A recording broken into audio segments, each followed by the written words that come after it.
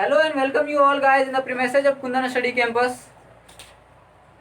Today we are going to study the 100 dresses part 1. तो ये part 1 है. अगले वीडियो में मैं पार्ट 2 भी बनाऊंगा. ठीक है. तो जो कि लिखा गया है एल्सोर स्टर के द्वारा. ये ज़्यादातर लिखती है चाइल्ड के बारे में. जो रियल स्टोरी होती है चाइल्ड के बारे में उसी को लिखती है ये. तो आइए जानते हैं हम इस स्टोरी में क्या लिखा हुआ है. ठीक है. तो ये ड्रेसेज के बारे में कहानी है. तो सबसे पहले हम ड्रेस के बारे में जानते हैं कि ये स्कूली बच्चे जो होते हैं इनको ड्रेस क्यों ज़रूरी पहनाया जाता है. तो एक ही बात आती है, क्यों पहनाई जाती है. आप लोग कमेंट बॉक्स में भी जवाब दीजिए. मैं बता रहा हूँ आपको कि ये इसलिए पहनाया जाता है ताकि सभी बच्चे एक समान दिखे, कोई भी अमीर गरीब ना हो, किसी में भी मतभेद ना हो किसी प्रकार का. और आइए आपके इस स्टोरी से रिलेटेड एक क्वेश्चन है आपके लिए. हाउ यू जज your neighbours children by money, wealth और एनीथिंग एल्स.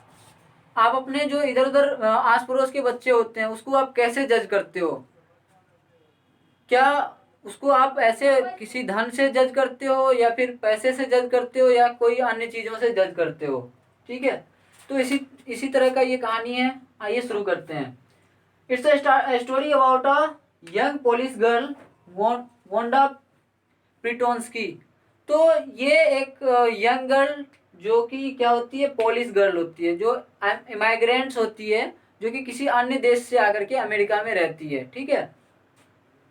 तो according to USA, United States of America के अनुसार जब क्या हुआ, सबसे पहला ये जो पोलिस लोग थे वो कब आए थे, वो 1608 ईस्वी में वहाँ आए थे, सबसे पहले जो आए थे.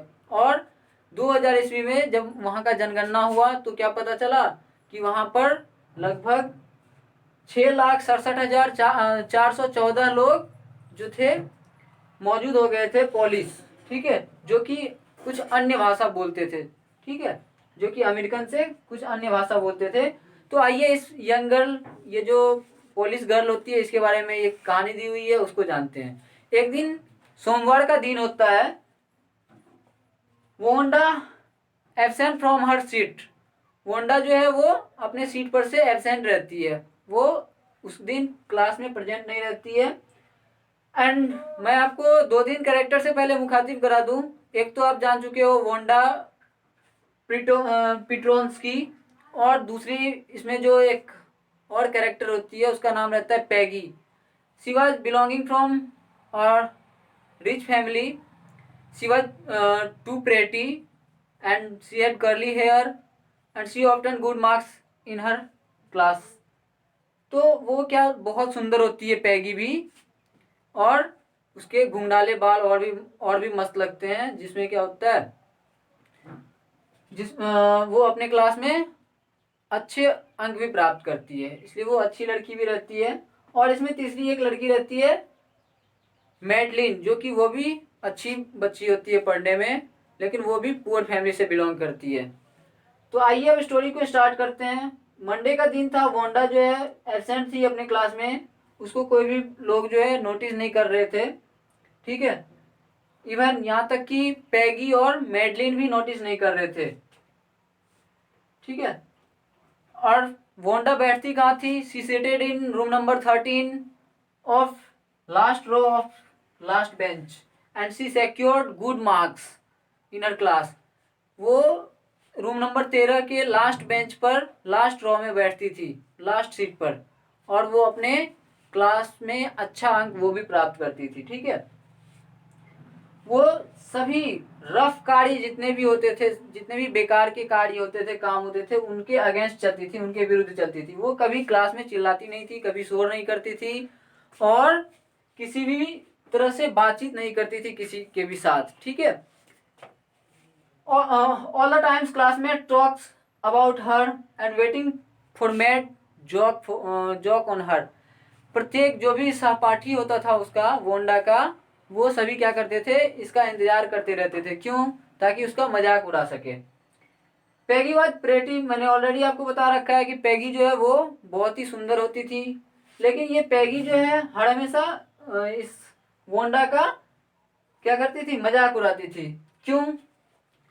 एक्चुअली क्या होता है, वहाँ के जो अमेरिकन लोग होते हैं या फिर जो हम लोगों के भी आसपास में जितने भी लोग होते हैं, सभी का क्या होता है, एक सिमिलर नाम होता है, ठीक है।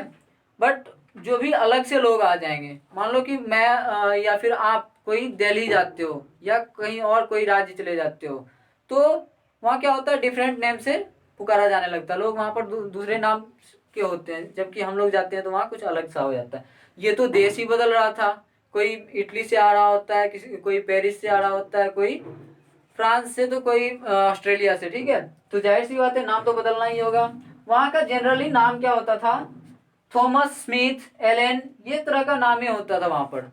जबकि ये जो लड़की थी उसका क्या नाम था, वोंडा पेट्रो पेट्रोन्स्की, ठीक है। तो डिफरेंट, ये बहुत ही ज्यादा डिफरेंट था उनके नाम से।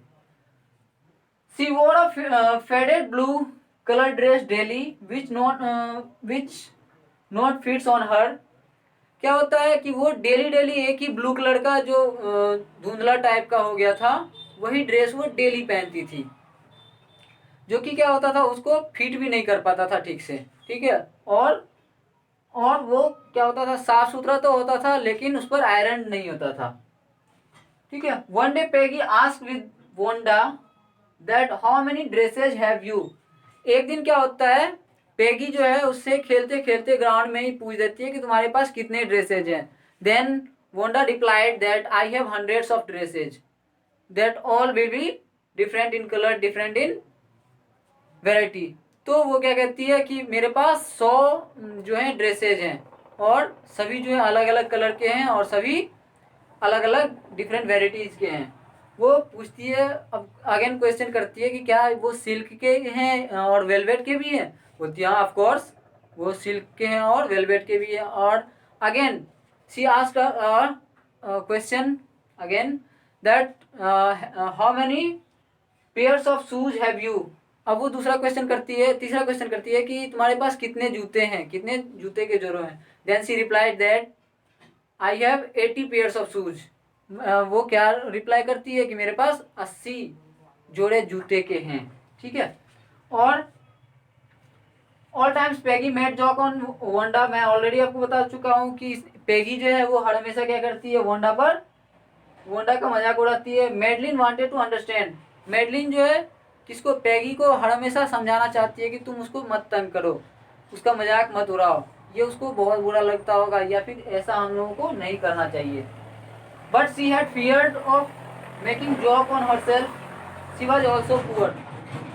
वो क्या करती थी, वो उसको समझाना तो चाहती थी लेकिन वो भी पुअर थी, वो भी गरीब थी, इसलिए वो क्या करती थी, उसको समझा नहीं पा सकती थी, क्योंकि वो सोचती थी कि मेरा भी कहीं मजाक ना उड़ा दे।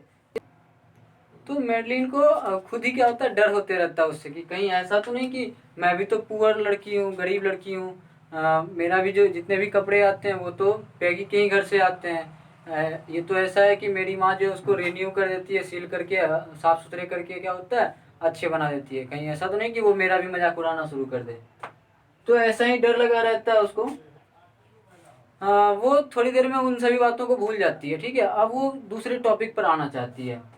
उसके मन में एक विचार आता है कि जैसा कि पहले से अनाउंस हुआ होता है कि एक कंपटीशन होने जाता है उसके स्कूल में, किसका, डिजाइन फॉर गर्ल्स का और मोटर बोट जो बनाने का होता है वो लड़कों के लिए। तो यही कंपटीशन होता है, जो जीतेगा उसके लिए कुछ अवार्ड मिलना होता है, ठीक है।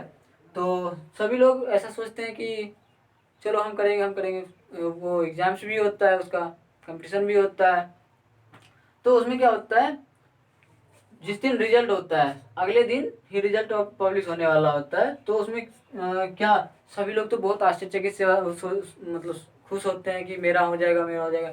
सबसे ज़्यादा क्या होता है, एक्चुअली सभी लोग जानते हैं कि पैगी और मेडलिन जो थी वो अच्छी पढ़ने में होती है और साफ सुथरे भी रहती है, दैट्स वाई उसी का रिजल्ट बनेगा। लेकिन क्या होता है, finally someone is announced result as the winner of boys is Jack Paglas and winner of girl is Wanda that's why यहाँ होता क्या है कि लड़कों का विनर जो होता है वो जैक पिगलस होता है, और लड़कियों में जो है ये बहुत ही ज़्यादा चेंज हो जाता है। सबसे पहले तो सब लड़कियां सोचती है कि पैगी ही जो है वही जीतेगी इस ट्रॉफी को, ठीक है, इस कंपटीशन में पैगी ही आगे आएगी, पैगी ही जीत पाएगी इसको, लेकिन होता ये नहीं है, रिजल्ट चेंज हो जाता है, सबके विपरीत हो जाता है। वोंडा क्या करती है, वोंडा जो है बाजी मार लेती है, ठीक है। That day Wanda was absent from the school, वो उस दिन फिर नहीं आती है, अपना ट्रॉफी लेने तक के लिए वो नहीं आ पाती है, ठीक है। पैगी एंड मेडलिन फील्स गिल्टी, अपने आप को फिर क्या होता है, पैगी और मेडलिन जो होती है बहुत ही ज़्यादा गिल्टी फील करती है, दोषी महसूस करती है अपने आप को, ठीक है।